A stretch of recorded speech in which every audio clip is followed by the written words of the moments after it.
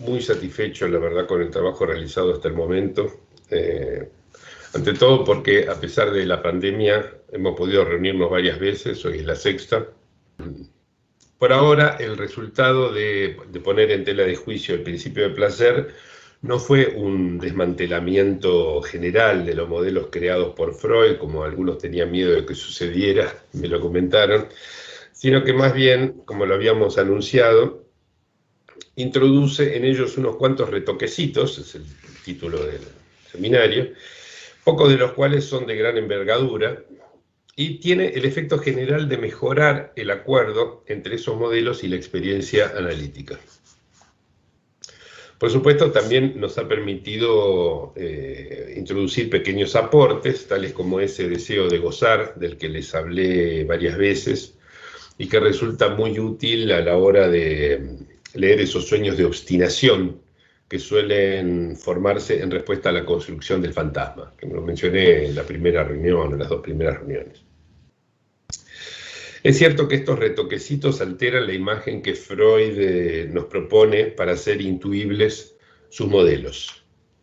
Ya no resulta fácil de justificar la existencia de dos instancias separadas entre sí por una censura nacida del conflicto entre sus respectivas aspiraciones.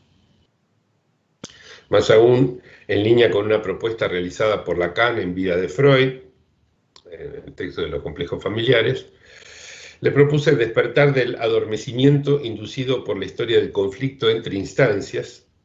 Les planteé el desafío de pensar el sueño sin recurrir a ese mito y les mostré que eso es posible incluso en el paradigmático sueño de la bella carnicera, donde un deseo de gozar se cumple sin desfiguración, ni censura, ni conflicto entre instancias. Los que no estuvieron cuando lo comenté, reléanlo a la luz de este comentario, van a ver que ninguna de esas tres cosas es necesaria para explicar el sueño.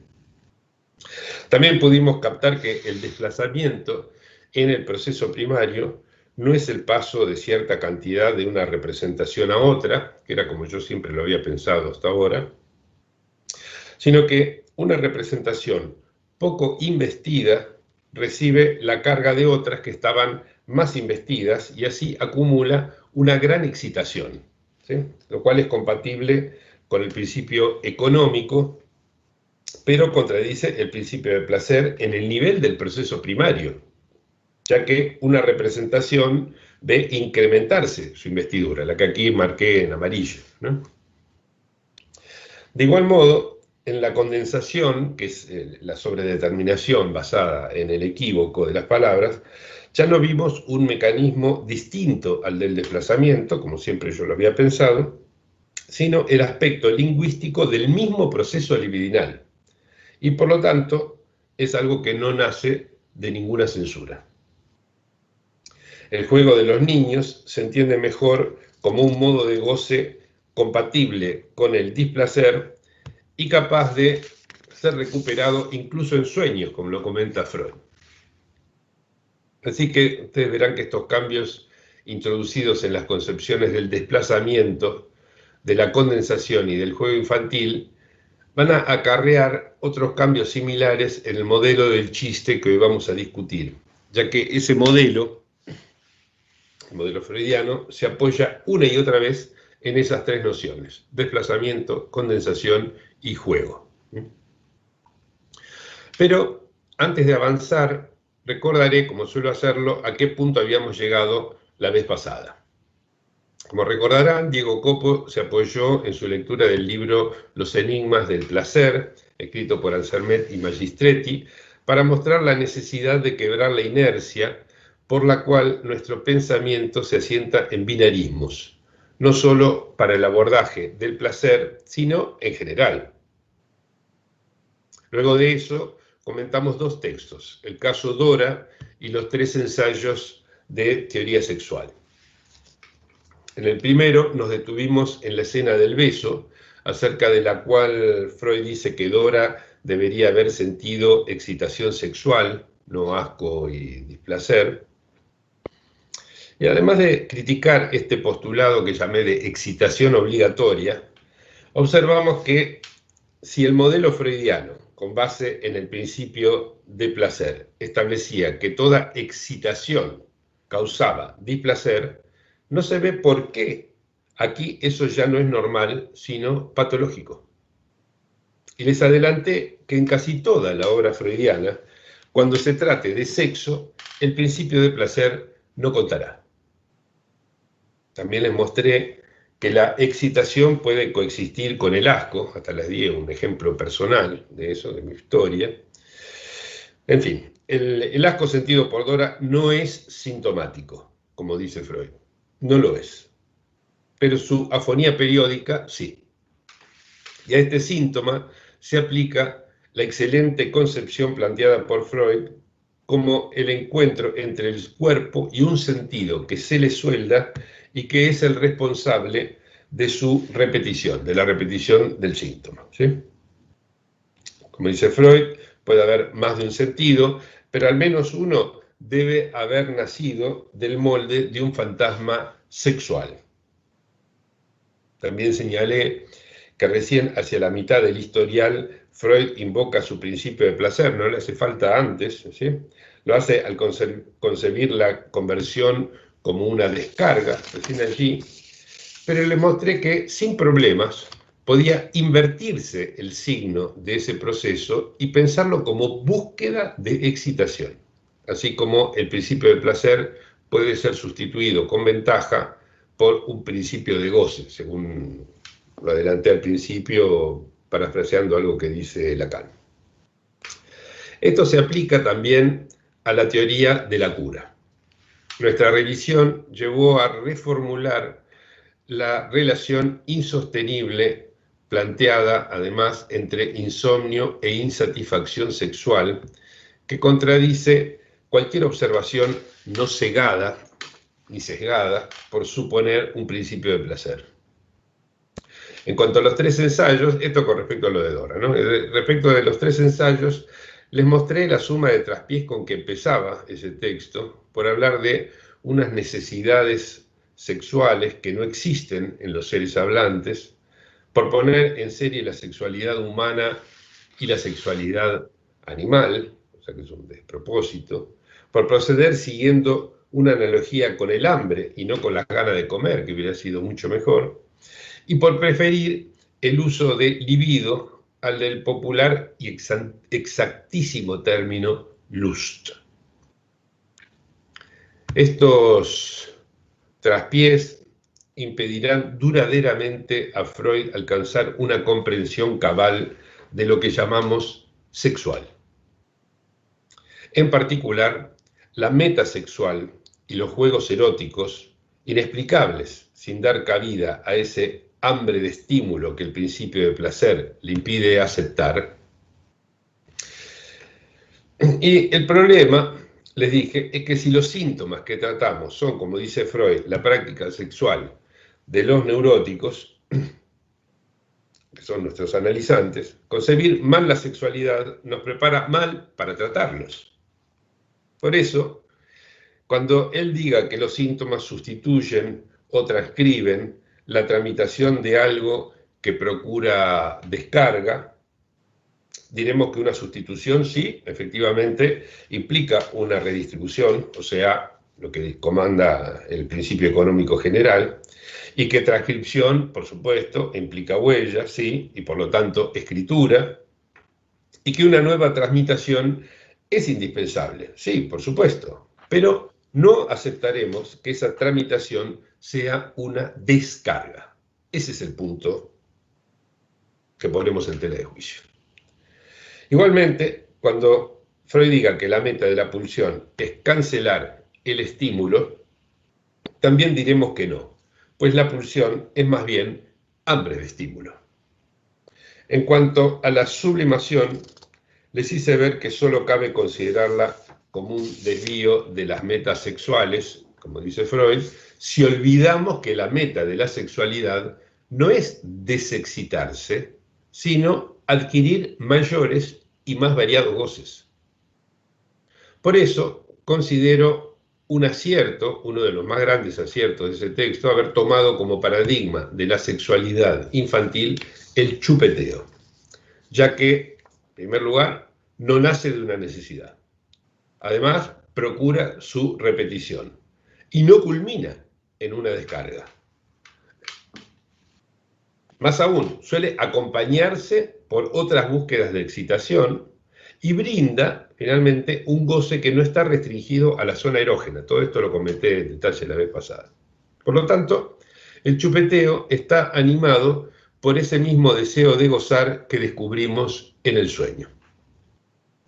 Lo crucial es notar que si Freud se declara sorprendido de que en la sexualidad se busque cancelar un estímulo aplicando otro estímulo, se debe al error de suponer un principio de placer como ley rectora. En definitiva, les dije, eliminen de los 3 ensayos todo lo derivado del principio de placer y verán cómo las argumentaciones se simplifican, las observaciones no se contradicen y el lenguaje recupera sus derechos como guía para tratar los asuntos del goce, tal como lo sugiere Lacan en la tercera. Cuando hacia el final del texto Freud acepte que la excitación sexual reclama más placer y se muestre sorprendido de que un placer despierte la necesidad de otro placer, podremos retrucarle que el problema no está ahí, sino en el principio de placer, que lo lleva a creer que hay en eso un problema. Al final de nuestro encuentro, le señalé que ahí mismo, en una nota al pie, al final del texto, él compara la Vorlust, el placer previo, como se lo traduce, es decir, todo el goce que precede al orgasmo, lo compara, decía, con la ganancia de goce propia del chiste, ¿sí? Es lo que muestra esa nota que les presento allí en la pantalla, ¿sí? Y es por eso que les propuse discutir hoy ese libro, ¿sí? El libro sobre el chiste y su relación con el inconsciente. Vamos a empezar entonces con el tema nuevo, ¿sí? Hasta ahora un repaso de lo principal. Entonces, a pesar de la organización plasmada en su índice, que divide el libro en 3 partes, una parte analítica, otra sintética y una tercera teórica, la manera en que Freud lo estructura sigue otras 2 triplicidades. Acá, Diego, estás en tu salsa, nada de binarios. Para nada. Por un lado, lo que hoy llamaríamos estructura significante, ganancia de goce y proceso social. Esa es la primera triplicidad que organiza el texto, a mi entender, más allá de la división en partes del índice. Y por otro lado, el chiste, lo cómico y el humor, ¿sí? Como de la estructura significante escribí en 2 de mis libros, el primero y el último, y ese aspecto no cambia según hipoteticemos o no un principio de placer, es innecesario que me detenga mucho allí. Como además nos interesamos en este libro de Freud por el tema de la Vorlust en el chiste, prácticamente no diremos nada acerca de lo cómico y el humor. En consecuencia, nuestra mira estará puesta esencialmente en la ganancia de goce procurada por el chiste. Ahora bien, dado que vimos que condensación y desplazamiento, lejos de ser 2 procesos distintos, son las 2 caras de uno solo, prestaremos atención a estructuras tales como la del famoso caso de Famigionario, caracterizadas por la condensación con formación sustitutiva, ya que toda condensación es contraria al principio del placer. Creo que ya lo demostré con bastante claridad. Este es el momento en que aparece en escena y llega para quedarse en la obra de Freud la expresión, que figura aquí por primera vez, ganancia de placer.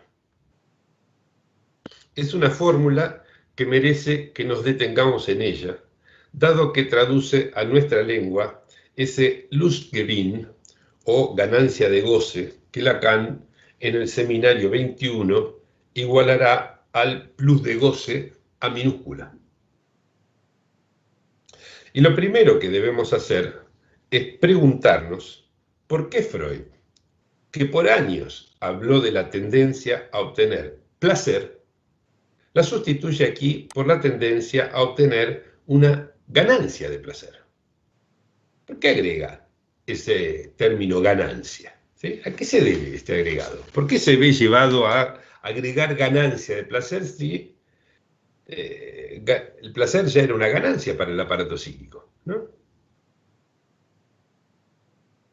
Digo, a mi entender, hay algo, en esa expresión ganancia de placer hay algo muy extraño, porque parece conjugar, por un lado, un pleonasmo y por otro lado, un sinsentido, ¿sí? Un pleonasmo porque, como les decía recién, hasta ahora el placer era una ganancia. Y un sinsentido porque el placer siempre fue equiparado con una evacuación de cantidad, ¿sí? Entonces, ¿cómo la evacuación es una ganancia? ¿Sí? Bueno, en fin. Vamos a verlo muy de cerca, este término, ¿sí? Recuerden que hace un momento les hice notar que en una nota al pie de sus 3 ensayos, Freud comparaba esta ganancia de placer con la Vorlust sexual, es decir, con el goce preorgásmico, término traducido, Vorlust está traducido como placer previo en la versión castellana, ¿sí?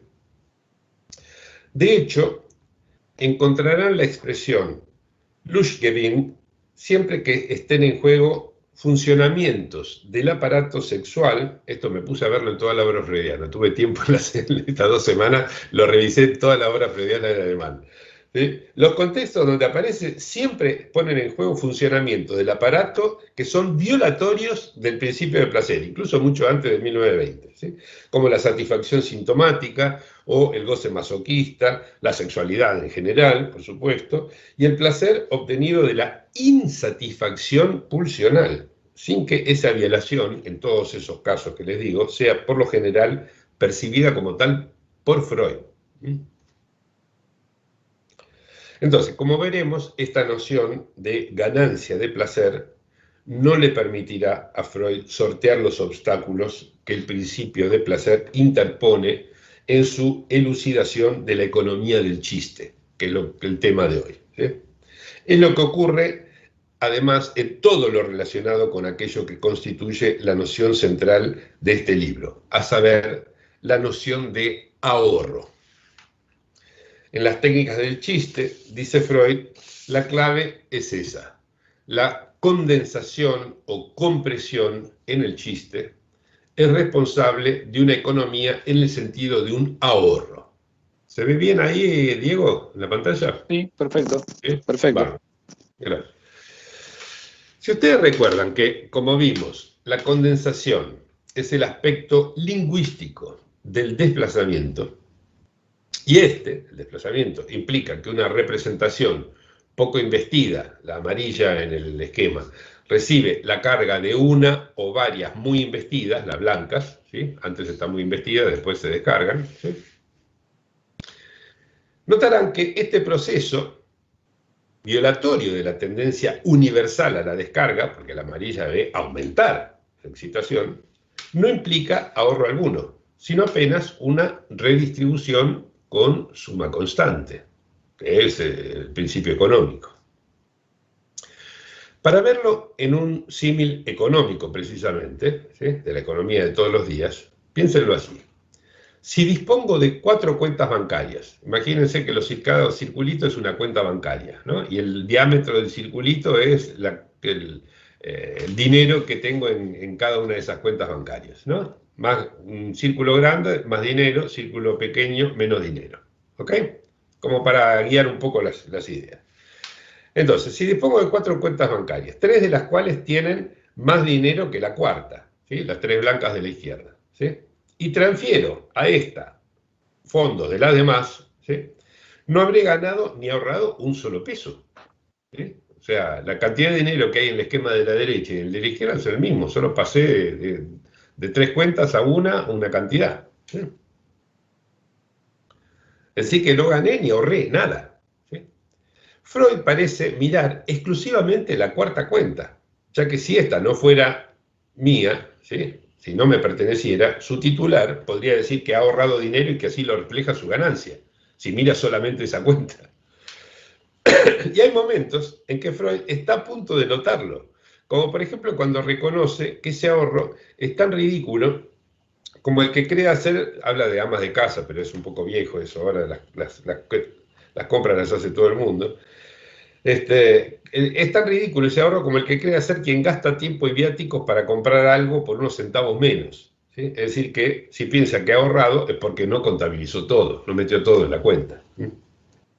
Ahora bien, si la meta universal del chiste es, como dice Freud, obtener una ganancia de placer, ¿sí? Ahí les doy la referencia, y todo placer naciera de una descarga de excitación, que es lo que siempre viene proponiendo hasta ahora, ¿por qué habría que hacer uso del desplazamiento y la condensación que entrañan un aumento de excitación? Es lo que ocurre con lo que él mismo lo compara, es decir, con la Vorlust o placer preorgásmico. ¿Sí? La descarga en la sexualidad no es la finalidad, sino tan solo la finalización, o sea, cuando se termina el goce.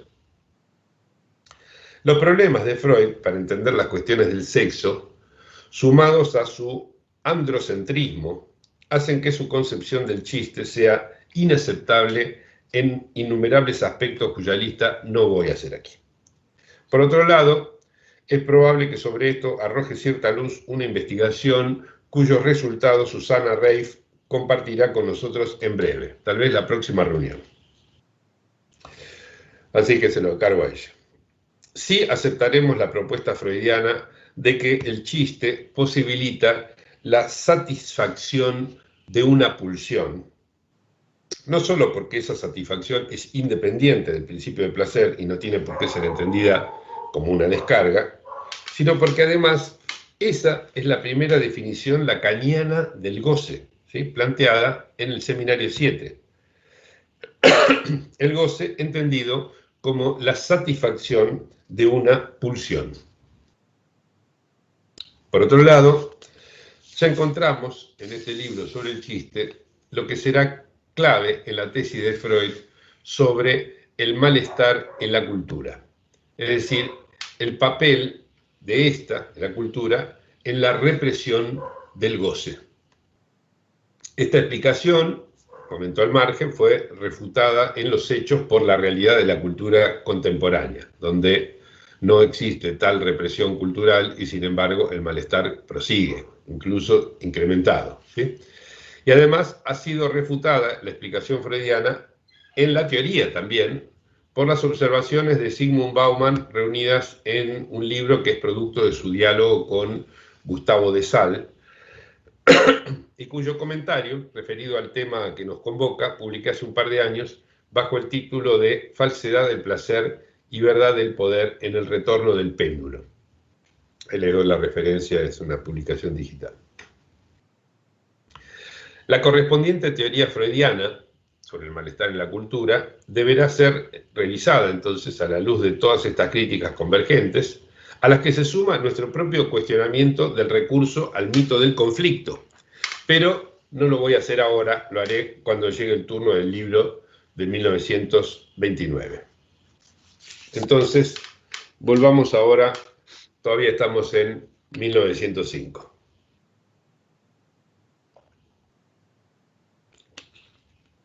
Hay momentos en los que Freud, esto me llamó poderosísimamente la atención, momentos en los que Freud, por algún comentario colateral, da en el blanco sin saberlo.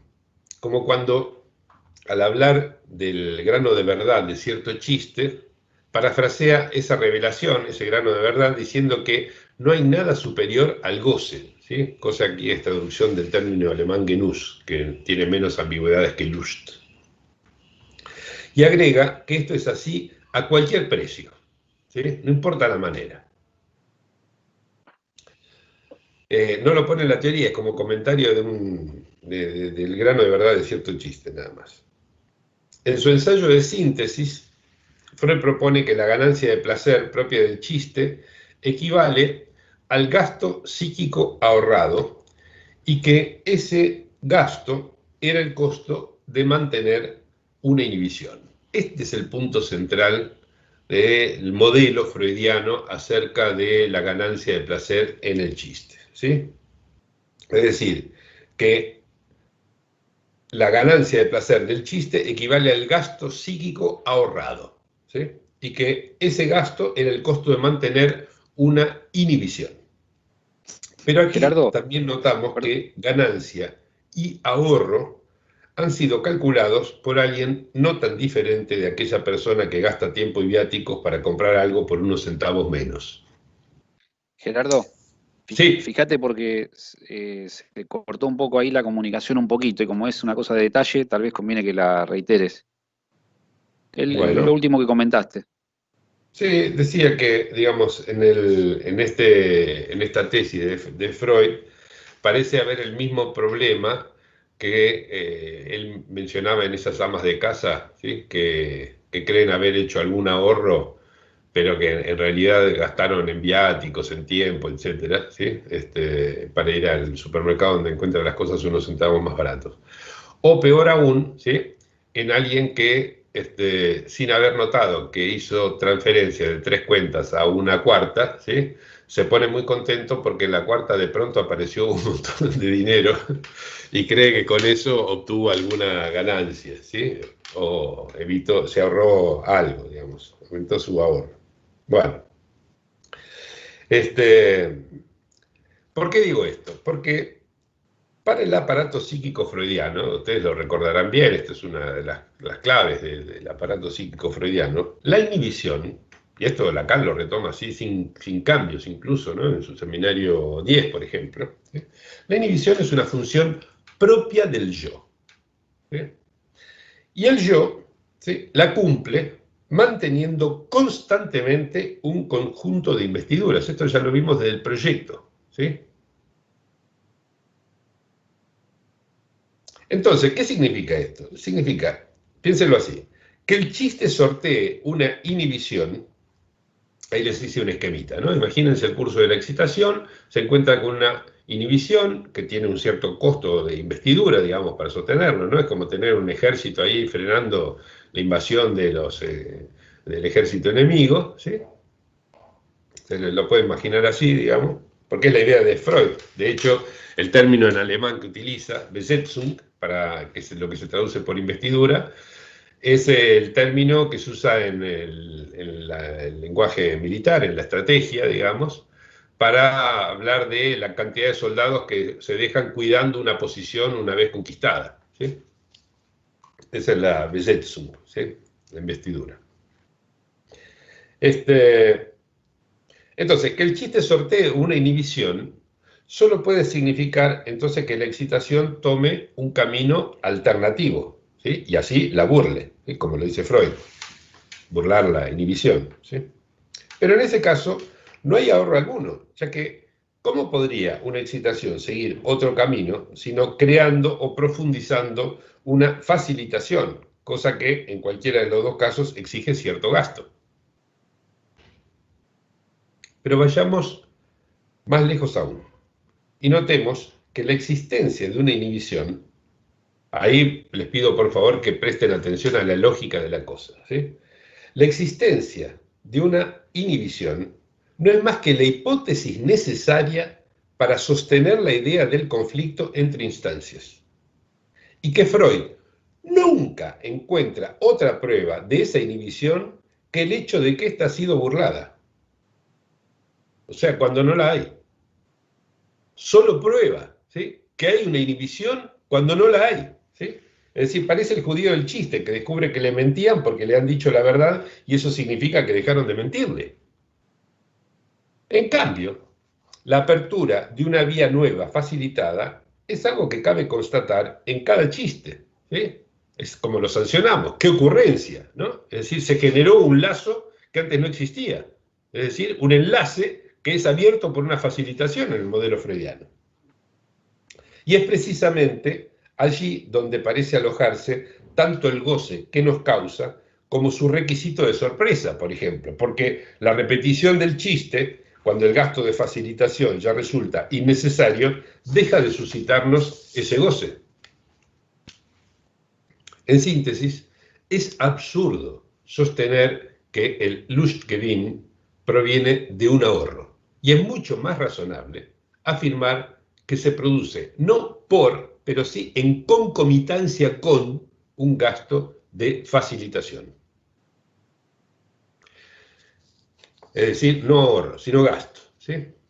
Ello además permite restablecer el paralelo planteado por Freud mismo entre ese Lustgewinn, esa ganancia de goce, y la Vorlust sexual, es decir, el goce preorgásmico, ¿sí? Ya que ese goce previo no puede adjudicarse al ahorro de gastos de inhibición, vamos, sino más bien al costoso mantenimiento e incremento de una suma de excitaciones. En eso consiste el goce preorgásmico.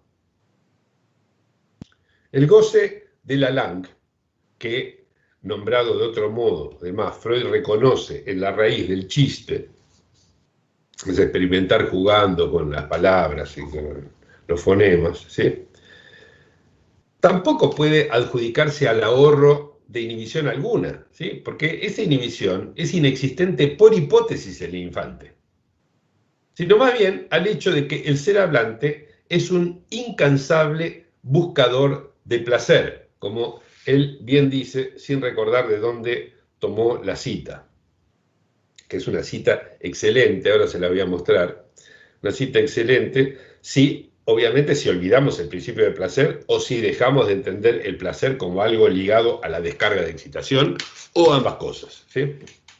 Alguna vez encontré esa referencia, ahí está, donde dice lo que está entre comillas, se los muestro. La cita, que Freud no sabe de dónde lo sacó, ¿sí? Yo no recuerdo tampoco, acá no tengo mi biblioteca, estoy solamente con libros digitales, por suerte tengo algunos. No recuerdo si era de Heine o de Nestroy, que son dos autores muy citados por Freud ambos. No recuerdo tampoco si era exacta, ¿sí? Si era un Ermüdlicher o era un Bedingter Lustsucher. Me parece que Freud la cita mal, que por eso es difícil de encontrar. O sea, si es que el hombre es un incansable buscador de goce o es un ilimitado o incondicional o absoluto buscador de goce, ¿sí? Algo de eso es la frase que a Freud le viene a la cabeza, ¿no? Digo, son como flashes donde Freud parece que se hubiera olvidado que existe un principio del placer para él, que donde todo tendría que irse a la descarga, ¿no es cierto? ¿Sí? Cuanto menos goce mejor, ¿no es cierto?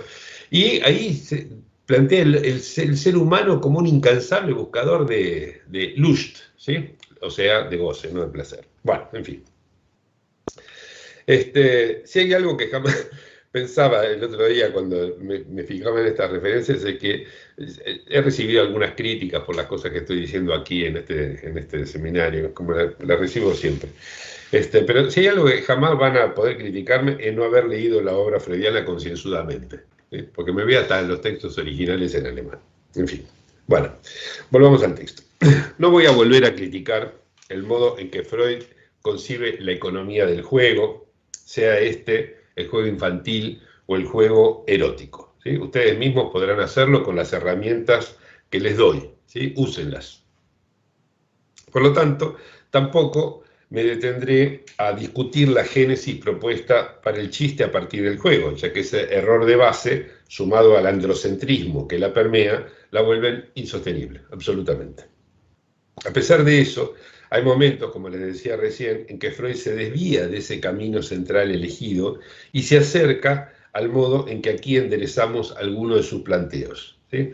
Por ejemplo, cuando dice, acá se los mostré, que el chiste no solo cancela inhibiciones, sino que reabre fuentes de placer, ¿sí? Es decir, que ahí deja de centrar todo, como siempre, en el ahorro de gastos de inhibición para rozar el tema del goce ligado al gasto provocado al reabrir o reabrir una facilitación, ¿sí? O, por ejemplo, lo mismo ocurre cuando divide en dos el placer del chiste, ¿sí?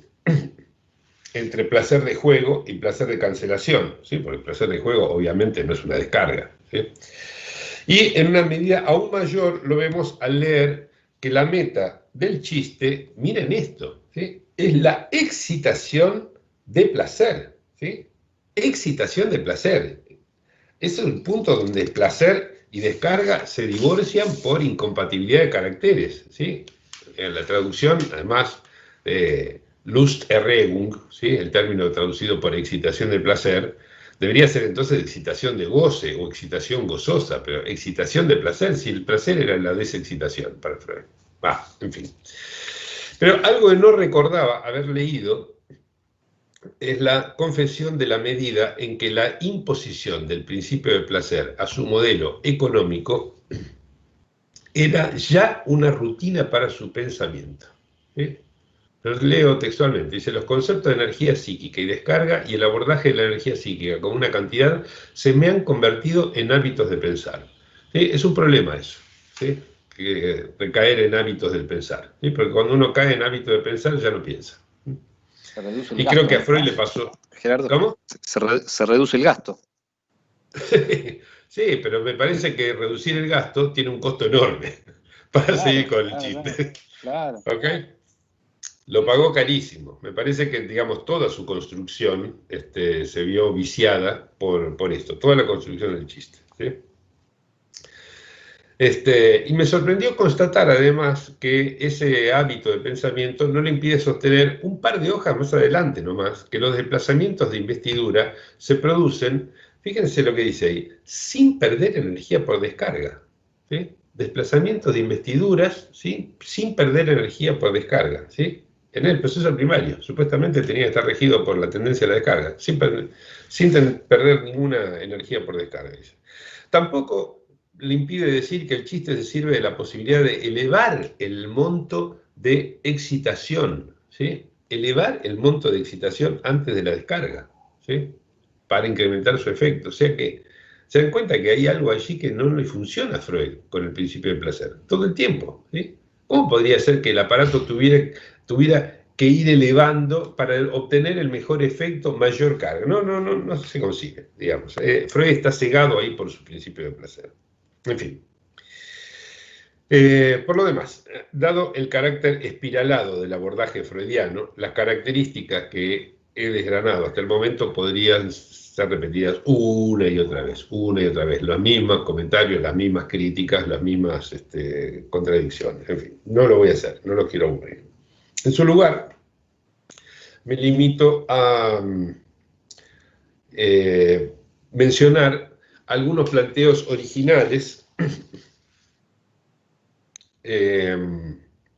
digamos que se salen un poco de esa ruta principal establecida por el texto freudiano, que tiene esos errores insalvables, tales como uno de los planteos que surgen al comparar chiste y sueño, que es el nexo a través del cual vincula el chiste con el inconsciente, ¿no? ¿Se acuerdan? El título es el chiste y su relación con el inconsciente. Bueno, su relación con el inconsciente es el paralelismo que establece entre chiste y sueño, ¿no?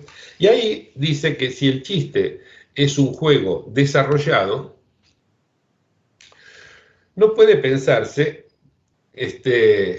¿no? Freud plantea que el chiste es un juego desarrollado, ¿sí? Ahora, ustedes concíbanlo con la mente abierta, por favor. ¿Cómo un juego desarrollado puede pensarse como una tendencia a la descarga?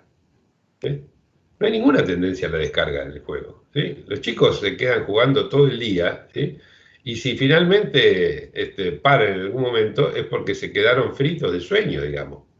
Pero no es que el juego fue todo el tiempo buscar esa descarga final para poder dormirse. No tiene ni pie ni cabeza esa descripción, ¿sí? Bueno, en fin. Además, en la misma página, ¿sí? Si sirve a la ganancia de placer, mientras que el sueño procura ahorrar displacer, ¿sí?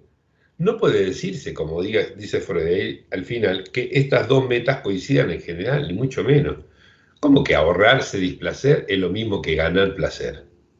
¿De dónde salió eso? Yo me ahorro displacer, por ejemplo, no tengo ganas de salir a hacer las compras al supermercado, por ejemplo. ¿Sí? Me ahorro un displacer porque hay que hacer una fila muy larga, etc.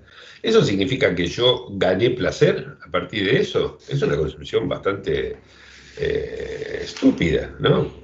perdón para los que son hiperrespetuosos de Freud, pero me parece que acá Freud se ve, digamos, por tratar de salvar su principio de placer y ese paralelismo que establece entre lo que ocurre en el sueño y en el chiste, empieza a decir cosas que no tienen fundamento, no se sostienen realmente. Bueno, en fin. En definitiva, por más bonitas y plenas de simetrías que se presenten las conclusiones sintéticas de este libro, nuestra crítica nos obliga a no suscribir ninguna de sus cláusulas, ¿sí? El texto con que termina la síntesis del libro es divino, lo marqué ahí en violeta, ¿sí? Les doy la página, 223, léanla. Es poesía pura, pero no hay un gramo de verdad en todo eso, nada que se pueda sostener en eso que dice allí. En definitiva, y me sorprendió realmente el resultado de esto, el chiste y su relación con lo inconsciente es, en este primer tercio de la obra freudiana, la única pieza que resulta duramente afectada por la revisión crítica que aquí estamos llevando a cabo. ¿Sí? Hasta ahora, ¿se acuerdan? ¿No? Eran retoquecitos, ¿sí? Había cosas que cambiaban, cosas que se mantenían bien, incluso que mejoraban, ¿sí? Pero acá directamente no queda nada en pie del planteo freudiano acerca del chiste. Me sorprendió que fuera justamente ahí, en este texto del chiste. Cuando pensaba, imaginaba cómo iba a ser el trabajo de revisión de la obra freudiana, que la verdad la tengo bastante incorporada después de tantas décadas de leerla, me imaginaba que el chiste iba a ser como para hacer algunos comentarios al margen, y resulta ser que es tremendamente, digamos, que no queda en pie. Es un libro que no queda en pie cuando le aplicamos esta crítica, ¿sí? Después me di cuenta de que esto era algo previsible en algún sentido, ¿sí? En la medida en que sus dos pilares, ¿sí? Cuando pensé en la estructura, la arquitectura que tiene, digamos, en la construcción freudiana, ¿sí? Está hecha con dos pilares, ¿sí? Uno es la condensación y el otro es el principio de placer, ¿sí? Y nosotros erradicamos el principio de placer, o sea, uno de los pilares, y encima, al erradicar el principio del placer, cambió nuestra concepción de la condensación. Tuvimos que pensarla de otra manera. O sea que el otro pilar, el único pilar que le quedaba, quedó menoscabado, ¿sí? Bueno, obviamente, con media columna no se sostiene ningún edificio. ¡Pum! Este es el resultado en términos arquitectónicos de por qué sucede esto justamente con este texto, ¿sí? Y para finalizar, noten que no hay nada en este libro que ponga en tela de juicio la concepción económica entendida como redistribución con suma constante, ¿sí? E incluso en nuestra conversación de recién nos hemos apoyado en esa concepción, ¿sí? Tácita o explícitamente, en la mayor parte de todos los comentarios que hicimos, si fuesen críticos o no, ¿sí? Por otro lado, la fórmula freudiana de Lustgewinn, ¿sí? Ese Lustgewinn resulta inconciliable tanto con el principio del placer como con la adjudicación del placer a la descarga, pero muestra ser perfectamente afín a la forma del goce sexual, es decir, lo que decía Freud en esa nota al pie de 3 ensayos, ¿sí? Se entiende entonces por qué Lacan basó en esa fórmula su concepción del goce en general y del objeto A en particular. Según lo señaló muy bien Jacques Alain Miller en su prólogo a los otros escritos de Lacan, la noción de goce reúne y desplaza las de Lust, Lustgewinn, libido y Befriedigung, y el objeto A, que es su hueso, no es real. ¿Sí? ¿Lo leen ahí? ¿Sí? El A minúscula es solo el hueso elaborable en un discurso, es decir, no es real. ¿Sí? Es solo un semblante. ¿Ok? Escucharon, ¿no? El goce tiene un hueso no real. ¿Sí? ¿Se ve bien? Sí, perfecto. El goce tiene un hueso no real. ¿Lo leyeron? El goce tiene un hueso no real. Tal vez si sigo insistiendo así por algún tiempo a los gritos, Dejen de taladrarme con el sintagma lo real del goce, como si fuera el nec plus ultra del análisis. ¿Sí? En fin. Volviendo a Freud, me voy a tranquilizar un poco. Volviendo a Freud, sus peores momentos son aquellos en los que su principio de placer, además de nublarle la captación de lo que podía escuchar de boca de sus pacientes, lo inclina a soltar la mano de la concepción de una economía de redistribuciones con suma constante. Y antes de concluir, para poder darles la palabra, les comento que después de nuestra última reunión recibí un gran regalo. Quienes estuvieron presentes recordarán que en esa quinta sesión del seminario, Rosana Aldonate, de Tucumán, tomó la palabra para hacerme una pregunta que no llegué a comprender y que le pedí que me enviara por escrito. Imaginen mi sorpresa cuando recibí de ella no solo una pregunta, sino varias, y sostenidas en un escrito de 5 páginas. Ha sido verdaderamente una alegría porque además su escrito no se plegaba dócilmente a mis planteos, sino que mantenía esa distancia y esas reservas saludables que procuro conservar en relación con todo lo que leo y escucho. Por supuesto, no les voy a leer las 5 páginas que pueden pedirle, pueden hacerle a través de Teams, en esta aplicación, se lo pueden pedir a ella. Tampoco les voy a leer las diversas preguntas que jalonan esas 5 páginas, pero sí me detendré en algo que se encuentra en la base de todo el planteo de Rosana y que me ha hecho notar cierto descuido que yo cometí cuando les hablé del equívoco y de la ambigüedad inherentes a la noción de economía en la obra freudiana. Supongo que después de haber acompañado algunas reuniones de este seminario, no olvidarán más esta bifidez por la cual Freud llama concepción económica a la suposición de que ciertas cantidades se redistribuyen al modo en que lo hace un flujo, sin pérdida, es decir, manteniendo constante su valor total,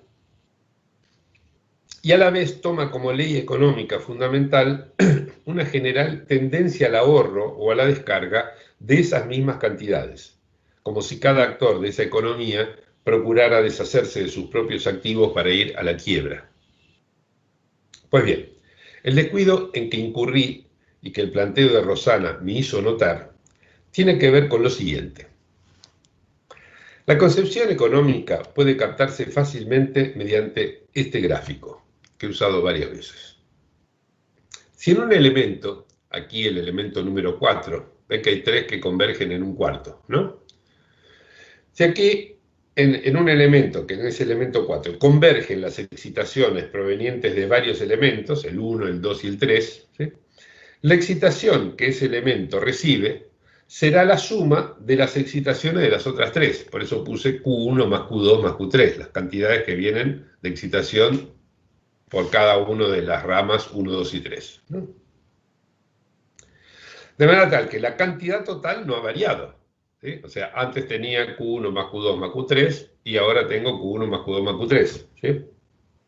Solo ha cambiado su distribución. O sea, antes esa cantidad estaba repartida en 3 elementos, ahora está reunida en uno solo. ¿Sí? Es como en el esquemita de la condensación que les había hecho antes, solo que aquí está hecha con rayitas, digamos, y con números.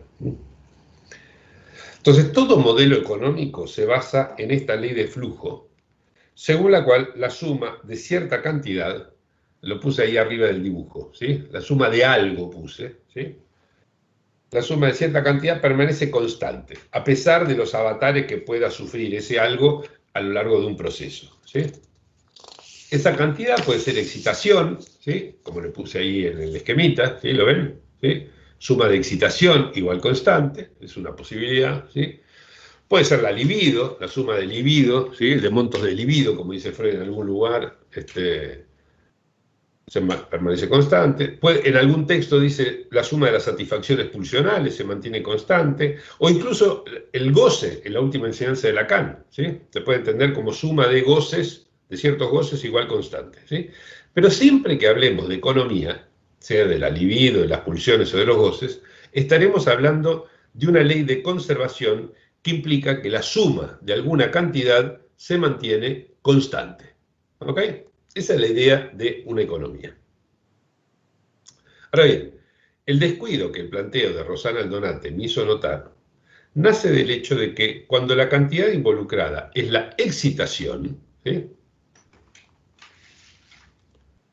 No en general, sino cuando la cantidad involucrada es la excitación, lo que se mantiene constante es, por supuesto, ¿qué cosa? La suma de excitación, ¿sí? O sea, la suma de las excitaciones. Pero esa expresión, suma de excitación, tiene en Freud un uso que incluye este que les acabo de dar, pero que también lo excede. O sea, Freud usa el mismo término para nombrar esto, la constancia, ¿sí? Y al mismo tiempo para hablar de otra cosa, ¿sí? Porque también nombra la suma de todas las excitaciones que convergen en una dada representación, o sea, el total, Q1 más Q2 más Q3 es la suma de excitación, ¿ok? Y esa cantidad, por supuesto, la de una, la de 4, ¿sí? No tiene por qué permanecer constante. Es la misma antes que después, ¿sí? Ahora, una vez que está esta excitación aquí, esta puede aumentar o puede reducirse, qué sé yo, depende de lo que pase con otras neuronas para seguir el modelo del proyecto, ¿sí? Es decir, que la suma Q1 más Q2 más Q3 no tiene por qué ser constante. Es la de todo el aparato la que se mantiene constante, no la de cada uno de los elementos del aparato. ¿Está? Entonces Freud utiliza suma de excitación para también hablar de lo que sucede con cada elemento. ¿Sí? Entonces, el trabajo de Rosana me lleva a hacer esta aclaración que es muy pertinente, porque en caso contrario, cada vez que ustedes leyeran la expresión suma de excitación, podrían pensar que, según la economía planteada, esa suma debería ser constante, mientras que Freud usa la expresión suma de excitación para referirse al total de excitaciones en una sola representación o complejo. Y esa suma particular no tiene por qué estar sometida a la constancia, que es la suma general, la de todas las representaciones del aparato. ¿Está? Espero que esta aclaración entonces baste para disipar un malentendido que era más o menos fácilmente evitable. Bueno, una cosita más antes de darles la palabra. ¿Sí? Les voy a decir lo que propongo discutir la próxima vez, es decir, dentro de 2 semanas. Son 2 historiales publicados, ambos en 1909, y que junto al de Dora completan la trilogía vinculada a la formación de síntomas y el tratamiento de las 3 formas de neurosis. ¿Sí? La fobia del pequeño Hans y la neurosis obsesiva del hombre de las ratas. ¿Sí? Así que con esto ya tendríamos completado Dora para la histeria, Hans para la fobia, hombre de las ratas para la neurosis obsesiva. Ya tendríamos ahí el panorama, con estos 3 historiales, de las 3 formas del síntoma en las neurosis y las 3 formas de tratamiento también, digamos, como complemento de esto, en las neurosis. ¿Sí? Entonces, ya vimos Dora, ¿sí? Para la próxima vez, entonces vamos a estudiar la fobia del pequeño Hans y la neurosis obsesiva del hombre de las ratas. ¿Sí? Estos dos textos que les propongo para entonces que lean o relean o repasen para la próxima vez, forman el 10º volumen de las obras completas. Como siempre, saqué la cuenta, con que lean 10 hojas diarias, nada más, 10 hojas diarias, alcanzarán a repasarlo para nuestro encuentro. Es más, tampoco es necesario que se detengan en absolutamente todos los detalles, porque no es que vamos a discutir los casos, ¿sí? Con sus historias, con sus ideas y vueltas, con el tipo de intervenciones, etc. No, no lo vamos a discutir en su totalidad. No es el objetivo de esto, de comentar los casos, los historiales freudianos, sino que solo vamos a revisarlos, ¿sí? En lo tocante al síntoma, ¿sí? Porque ahí está la cuestión de qué pasa con el principio del placer, ¿sí? El síntoma, y a la cura en función de los lazos que pueda tener la cura con la concepción que Freud tiene del principio del placer, es decir, con esta idea de una tendencia universal a la descarga. Por lo tanto, se lo puse en alemán, Der kleine Hans und der Rattenmann, ¿sí? Esto es para el 25 de junio, ¿sí? De acá a 2 semanas. Bueno, abro entonces el espacio para la conversación. Salió el PowerPoint de la pantalla, ya no lo tenemos.